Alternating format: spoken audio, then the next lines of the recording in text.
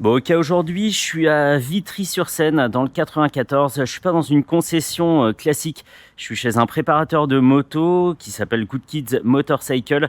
Et dans la boutique, on trouve des jolis objets en dépôt-vente. C'est une moto qu'on croise très, très, très rarement. J'en ai déjà vu en boutique à l'époque, il y a une dizaine d'années, quand elles étaient en vente.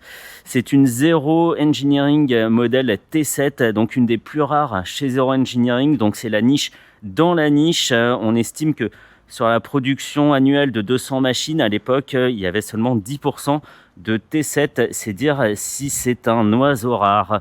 On va y aller pour la fiche technique. À l'avant, on a une jante de 18 pouces avec une copie de Firestone Deluxe en 4 pouces de large, un disque de 292 mm de diamètre avec un étrier 2 pistons monté sur une fourche Springer. Et ça, c'est très sympa, va falloir se méfier des petits pics qui sont en bout de fourche, un tout petit réservoir de 7 litres pour alimenter un V-Twin d'origine Harley. C'est le 1200 Sportster Evo. Il développe 61 chevaux à 5500 tours et il dispose de 95 Nm de couple à 3000 tours.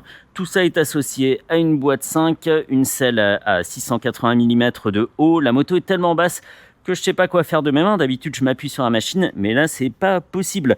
Un ensemble qui pèse 220 kg environ. Les chiffres sont extrêmement difficiles à trouver. Il a fallu que je fasse la synthèse de plusieurs sites pour avoir une fiche technique à peu près complète. À l'arrière, une jante de 18 pouces, un pneu de 4 pouces de large, un disque de 292 mm de diamètre avec un étrier 4 pistons, ce qui tend à confirmer qu'il va falloir plus freiner de l'arrière que de l'avant, comme sur une Harley. Donc il va falloir se méfier.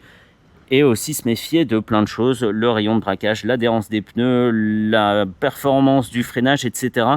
Et c'est des machines qu'on trouvait pour une trentaine de milliers d'euros à l'époque, sachant que tout est une option sur cette moto. On pouvait vraiment customiser chaque élément. Est-ce que j'ai oublié quelque chose? Il me semble pas. Il me semble pas. On va pouvoir y aller, c'est parti. Et la boutique, si on va regarder vite fait. Hop. Ça ressemble à ça. Des bien belles machines. La clé, c'est ça, c'est une sorte de clé d'antivol. Pas de démarrage au kick, heureusement. Et donc la particularité aussi, c'est qu'il y a un embrayage semi-auto. Ici, j'ai passé la première, ok, et on est prêt à y aller. Allez, du couple, les 95 Nm mis à rude épreuve. Je plaisante. Et aujourd'hui, il va falloir se méfier des feuilles mortes, de la route froide et humide et de l'angle de braquage conséquent. Hop, on va faire un demi-tour ici. Ça repose de ne pas avoir à manipuler l'embrayage sur les petites manœuvres comme ça. C'est cool. Hop, par contre, c'est pas un shifter. Donc pour passer les autres rapports, faut utiliser l'embrayage. La selle est dure comme tout, c'est une planche de bois recouverte d'une fine feuille de cuir. Il y a des petits amortisseurs dessous, mais ça fait pas grand chose. Et ça compense pas le fait qu'on soit en hardtail. Donc pas de suspension arrière. Hop, je suis en première. Très bien, très bien. Et c'est de ça dont je parlais là, les deux pics en haut de la fourche.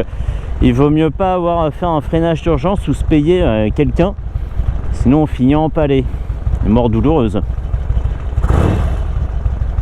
Ah oui, et puis on peut pas faire vroom vroom forcément quand la vitesse est engagée, évidemment. Hop, on va faire ça. Hyper sensible le klaxon. Il est sous l'index à gauche et j'arrête pas de le toucher. C'est comme s'il était à l'emplacement des appels de phare. Wow, ça vibre bien là, c'est authentique, il n'y a pas de doute.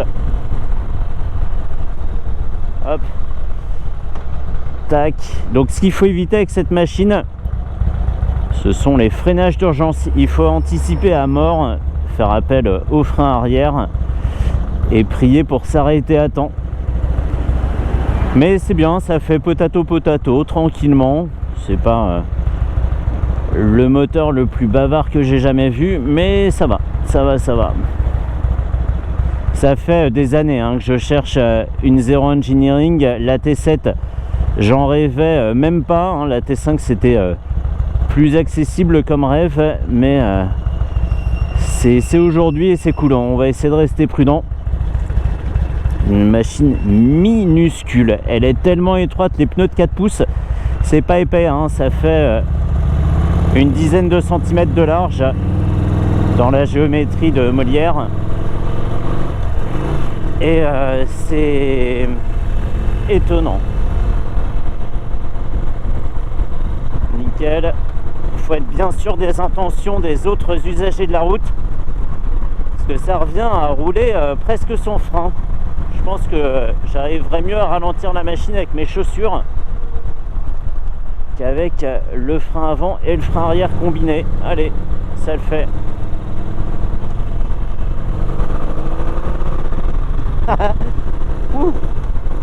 C'est viril, c'est viril, et en plus la selle est lisse, tellement lisse qu'à chaque accélération, même la plus minime, je glisse en arrière. Je vais finir assis sur le garde-boue si ça continue. Ok, tac. Les commandes, elles sont marrantes, c'est ça pour le clignotant, clic-clac, ça pour les pleins phares, et en fait il n'y a pas de rappel. Là je clignote pas, c'est hyper sensible. Le klaxon, j'en ai parlé. Zero Engineering, à l'époque, c'était la possibilité d'acheter un custom déjà tout fait, sur mesure en plus, pour les gens qui rêvaient de ce type de machine mais qui trouvaient Harley Davidson trop conventionnel et qui n'avaient pas forcément ni les capacités ni le temps pour faire leur propre machine sur mesure. Zero Engineering répondait à cette demande. Je ne sais pas exactement quand la production s'est arrêtée, mais en tout cas ils fabriquaient encore des machines en 2011 et 2012, ça c'est sûr. Et toutes les infos que j'ai trouvées dataient de cette époque, donc ça semble confirmer cette info. Bah, ça se passe tranquillement, c'est pas aujourd'hui que je vais serrer le réservoir avec les genoux, mais ça va. Je dirais pas que c'est une machine pour tous les jours, parce qu'il y a quand même un inconfort certain. Mais par contre, c'est clair que tu fais tourner les têtes sur ton passage là, ça c'est certain. Donc je suis en première, je relâche l'embrayage, très bien. Embrayage qui a la particularité de pas aller très loin en fait. Ah, je me suis brûlé, punaise. Saleté. Même avec le Kevlar, je l'ai senti direct. Ah, on m'avait prévenu, voilà, je me suis fait eu. Et un énorme merci à toute l'équipe de Good Kids Motorcycle à Vitry-sur-Seine. Merci Anthony, merci Angelo et merci Ben de m'avoir fait confiance pour cet essai. C'est pas facile de laisser partir une machine à presque 30 000 euros. C'est incroyable de me retrouver au guidon de cette moto, vraiment dingo. Ouais, ça faisait 9 ans je crois. Il y a 9 ans, j'avais déjà contacté un propriétaire pour pouvoir essayer sa machine. Évidemment, il était un peu réticent à la laisser partir aux mains d'un inconnu.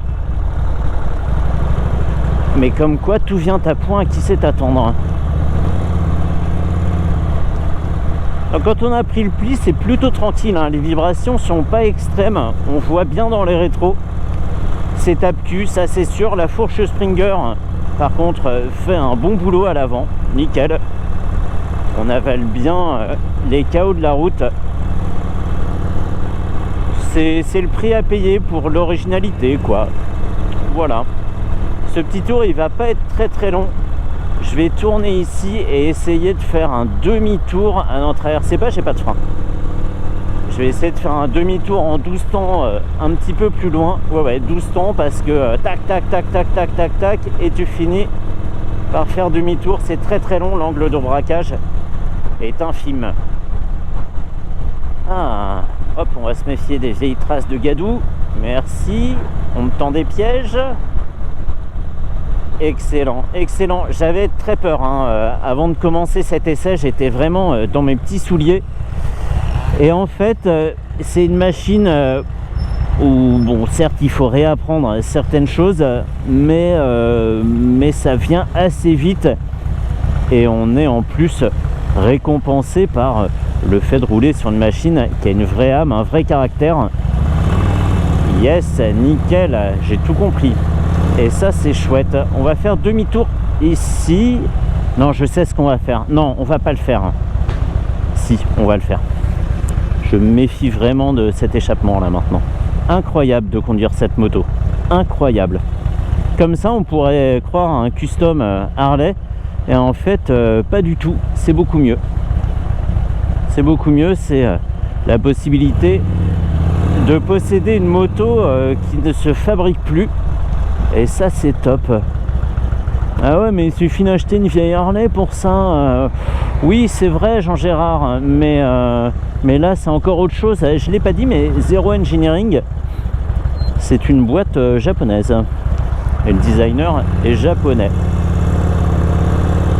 Nickel, ça se passe bien. Ça frotte pas par terre. Hop. Parfait. D'ici à dire que je suis à l'aise, il y a quand même un gouffre, mais c'est beaucoup mieux que ce que je pensais. Excellent, excellent. Allez, je vais pas filmer le retour, hein. C'est l'aller mais dans le sens inverse. On peut en rester là pour cette 0 Type 7. Ça a été un vrai plaisir et encore merci à l'équipe de Good Kids Motorcycle pour le prêt de la machine. J'ai encore du mal à y croire. C'est sympa, hein. Et puis en plus elle est pas lourde. À envoyer sur l'angle, ça se fait tout seul. Les pneus de 4 pouces, ils sont pour quelque chose évidemment.